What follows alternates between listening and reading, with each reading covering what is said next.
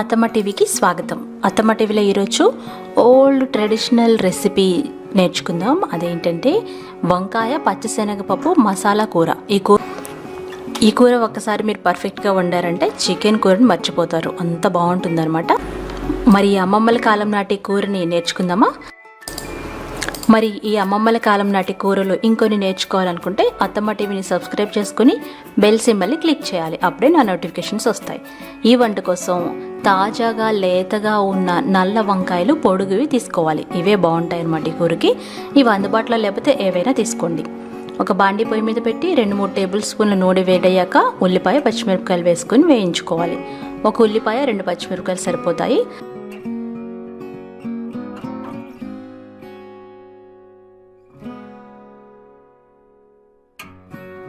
ఆ వేగిన తర్వాత 1 టీ స్పూన్ అల్లం వెల్లుల్లిపాయ పేస్ట్ వేసి పచ్చివాసన పోయేంత వరకు వేపుకోవాలి. తర్వాత ఒక రెబ్బ కరివేపాకు వేసి వేయించాలి. దీనివల్ల మంచి వాసన వస్తుంది. ఇక్కడ నేను కూర వండుకోవడానికి 20 నిమిషాల ముందే పచ్చిశనగపప్పుని కడిగి నానబెట్టుకున్నాను. అలా అయితే త్వరగా మగ్గుతాయి అన్నమాట. ఒకవేళ మీరు దీన్ని ఉడికించి వడకట్లు కూడా పెట్టుకోవచ్చు. ఇక్కడ నేను పచ్చివే వేస్తున్నాను. వేసి ఒకసారి బాగా కలిపి మూత పెట్టి మగ్గించుకోవాలి. ఇవి పచ్చివి వేసాను కాబట్టి ఒక 10 నిమిషాల వరకు మగ్గాలన్నమాట. అందుకని మూత పెట్టేసి లో ఫ్లేమ్లో పెట్టుకోండి. అవి మగ్గే లోపుగా వంకాయల ముక్కల్ని ఉప్పు నీళ్ళల్లోకి కడిగి పెట్టుకోవాలి. సన్నగా పొడుగ్గా కట్ చేసుకున్నాను. ఇప్పుడు వేగుతున్న పచ్చిశనగపప్పులో 2 టమాటాలు వేసుకొని ఒకసారి బాగా కలపాలి. టమాటాలు పండినవి తీసుకోవాలి.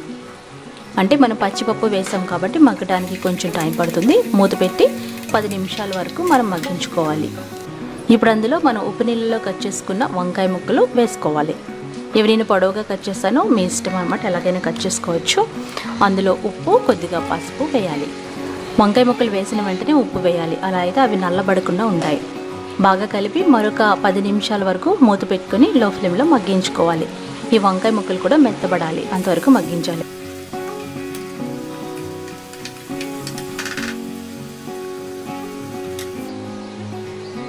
చూసారు కదా, వంకాయ ముక్కలు కూడా మగ్గినాయి. ఇప్పుడు అందులో తగినంత కారం, 1 teaspoon garam masala, 1 tablespoon ధనియాల పొడి వేసుకోవాలి. ఇక్కడ నా మసాలాలో అన్నీ మిక్స్ అయి ఉన్నాయన్నమాట. అవన్నీ వేసి ఒకసారి బాగా కలిపి మూత పెట్టుకోవాలి. మసాలా వేసిన తర్వాత 2 నిమిషాలు మూత పెట్టుకోవాలి. ఆ తర్వాత మీ గ్రేవీకి సరిపడినన్ని నీళ్లు పోసుకోవాలి.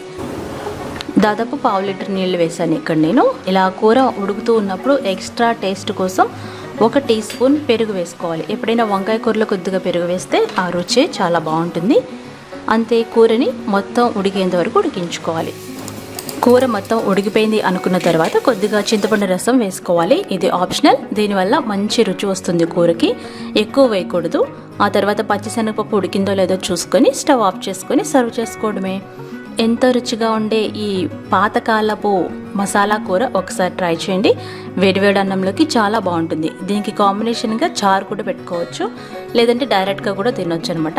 ఈ మసాలా కూరని ఇలా మీరు తయారు చేసి ఎలా కుదిరిందో నాకు ఫీడ్బ్యాక్ పంపించండి. మరికొన్ని వంటల కోసం అత్తమ్మ టీవీని చూడగలరు. ధన్యవాదములు.